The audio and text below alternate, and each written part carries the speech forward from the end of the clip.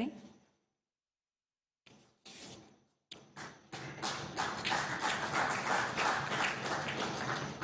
नमस्कार। कार्यक्रम में हमारे साथ उपस्थित राज्यसभा के माननीय सभापति और देश के उपराष्ट्रपति आदरणीय वेंकैया नायडू जी, लोकसभा के माननीय अध्यक्ष श्रीमान ओम बिरला जी, राज्यसभा के माननीय उपसभापति श्री हरिवंश जी, लोकसभा और राज्यसभा में विपक्ष के नेतागण, यहाँ उपस्थित अन्य महानुभाव, देवियों और सज्जनों, आज का दिन हमारी संसदीय व्यवस्था में एक और महत्वपूर्ण अध्याय जोड़ रहा है। आज देश को संसदीय टीवी के रूप में संचार और संवाद का एक ऐसा माध्यम मिल रहा है जो देश के लोकतंत्र और जनप्रतिनिधियों की नई आवाज के रूप में काम करेगा। मैं आप सभी को, इस विचार को साकार करने वाली पूरी टीम को अनेक अनेक शुभकामनाएं देता हूं। जैसे अभी हमारे स्पीकर साहब ने बताया, आज दूरदर्शन की स्थापना के भी 62 वर्ष पूरे हुए हैं। ये बहुत लंबी यात्रा है। इस यात्रा को सफल बनाने में अनेकों लोगों का योगदान रहा है। मैं दूरदर्शन के संचालन से जुड़े सभी लोगों को भी बधाई देता हूं। साथियों, तेजी से बदलते समय में मीडिया और टीवी चैनल्स की भूमिका भी बहुत तेजी से बदल रही है। 21वीं सदी तो विशेष रूप से संचार और संवाद के जरिए रिवॉल्यूशन ला रही है। ऐसे में यह स्वाभाविक हो जाता है कि हमारी संसद से जुड़े चैनल भी इन आधुनिक व्यवस्थाओं के हिसाब से खुद को ट्रांसफॉर्म करें। मुझे खुशी है कि संसद टीवी के तौर पर आज एक नई शुरुआत हो रही है। मुझे ये भी बताया गया है कि अपने नए अवतार में संसद टीवी सोशल मीडिया और ओटीटी प्लेटफॉर्म्स पर भी रहेगा और इसका अपना ऐप भी होगा। इससे हमारा संसदीय संवाद न केवल आधुनिक टेक्नोलॉजी से जुड़ेगा, बल्कि आम जन तक उसकी पहुंच भी बढ़ेगी। आज ये सुखद संयोग भी है कि 15 सितंबर को इंटरनेशनल डे ऑफ डेमोक्रेसी मनाया जाता है। और बात जब लोकतंत्र की होती है तो भारत की जिम्मेदारी कहीं ज्यादा बढ़ जाती है। भारत लोकतंत्र की जननी है। India is the mother of democracy. Bharat के लिए लोकतंत्र केवल एक व्यवस्था नहीं है, एक विचार है। भारत में लोकतंत्र सिर्फ संवैधानिक स्ट्रक्चर ही नहीं है, बल्कि वो एक स्पिरिट है। भारत में लोकतंत्र सिर्फ संविधानों की धाराओं का संग्रह ही नहीं है, ये तो हमारी जीवन धारा है। इसलिए इंटरनेशनल डे ऑफ डेमोक्रेसी, इस दिन संसद टीवी का लॉन्च होना अपने आप में बहुत प्रासंगिक हो जाता है। वैसे भारत में हम सभी आज इंजीनियर्स डे भी मना रहे हैं।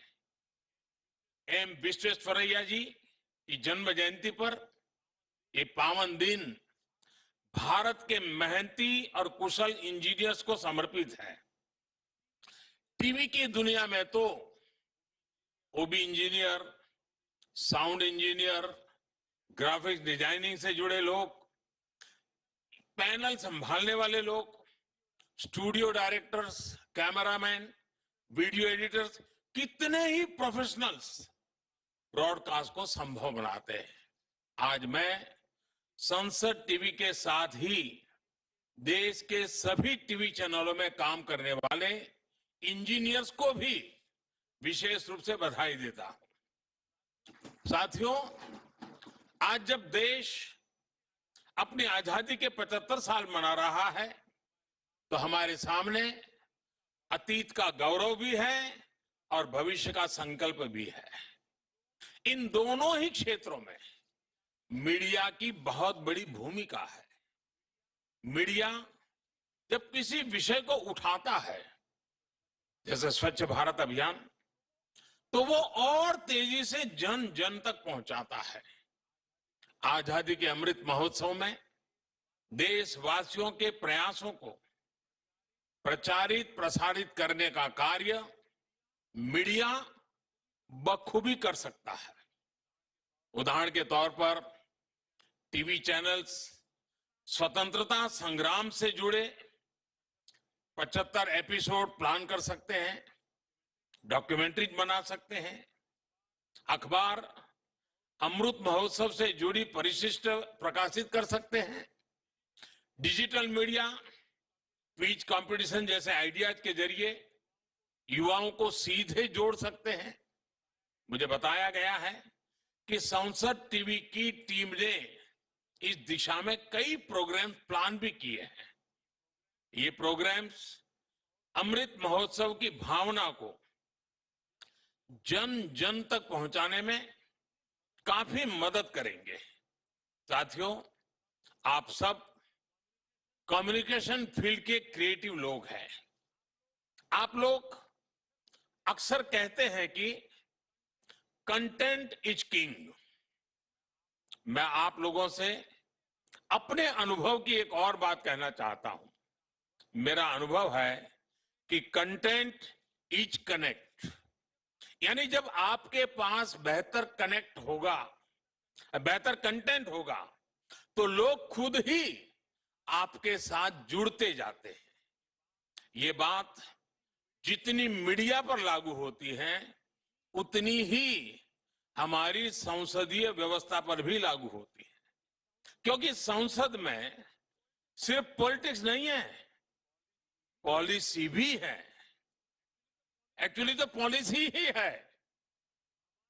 हमारी संसद में जब सत्र होता है, अलग अलग विषयों पर बहस होती है, तो युवाओं के लिए कितना कुछ जानने सीखने के लिए होता है।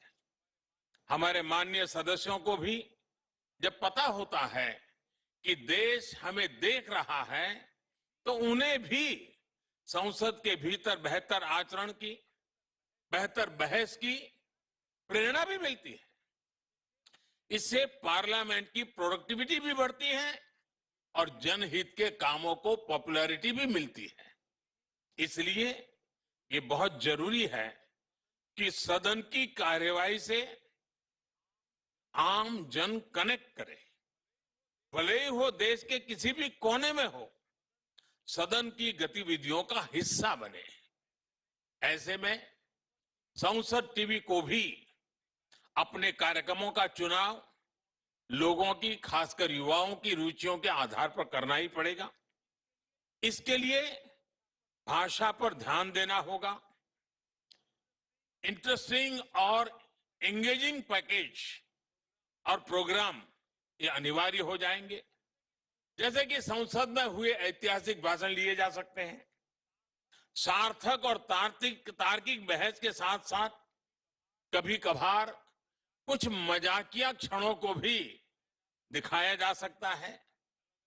अलग अलग सांसदों के बारे में जानकारी दी जा सकती है, ताकि जनता उनके कामों का तुलनात्मक विश्लेषण कर सके। कई सांसदगण अलग अलग क्षेत्र में कई सराहनीय काम भी कर रहे हैं।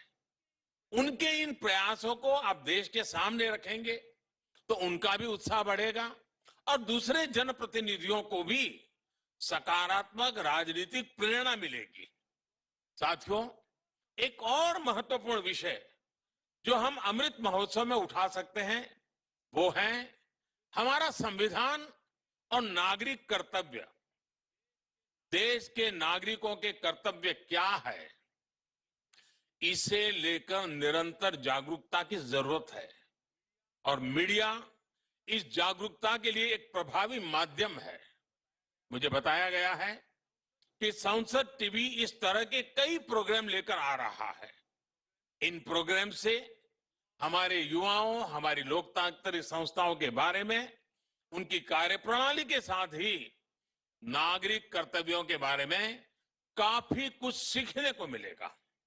इसी तरह वर्किंग कमेटियां, लेजिस्लेटिव वर्क के महत्व और विधानसभाओं के कामकाज के बारे में ऐसी बहुत सी जानकारी मिलेगी जो भारत के लोकतंत्र को गहराई से समझने में मदद करेगी। मुझे उम्मीद है संसद टीवी में जमीनी लोकतंत्र के रूप में काम करने वाली पंचायतों पर भी प्रोग्राम बनाए जाएंगे। ये प्रोग्राम्स भारत के लोकतंत्र को एक नई ऊर्जा देंगे, एक नई चेतना देंगे। साथियों, हमारी संसद, अलग अलग राजनीतिक दल, हमारी मीडिया, हमारे संस्थान, सबके अपने अलग अलग कार्यक्षेत्र है, लेकिन देश के संकल्पों की पूर्ति के लिए सबके प्रयास की जरूरत है, एकजुट प्रयास की जरूरत है। मुझे पूरा भरोसा है कि हम सब अपनी अलग अलग भूमिकाओं में साझा संकल्पों को लेकर आगे बढ़ेंगे और एक नए भारत का सपना पूरा करेंगे। इसी विश्वास के साथ मैं भाई रवि कपूर को भी बहुत बधाई देना चाहता हूं, क्योंकि ये उनका कार्यक्षेत्र नहीं है, लेकिन पिछले कुछ समय में ही उन्होंने जिस प्रकार से दुनिया भर के लोगों से कंसल्ट किया, उनसे मार्गदर्शन लिया, आइडिया लिए और जिस प्रकार से उन्होंने रचना की, एक बार मुझे जब वो बताने आए थे, मैं सचमुच में बहुत प्रभावित हुआ था। मैं रवि को और उनकी पूरी टीम को बहुत बधाई देता हूं। आप सभी को भी बहुत बहुत बधाई, बहुत बहुत शुभकामनाएं। धन्यवाद।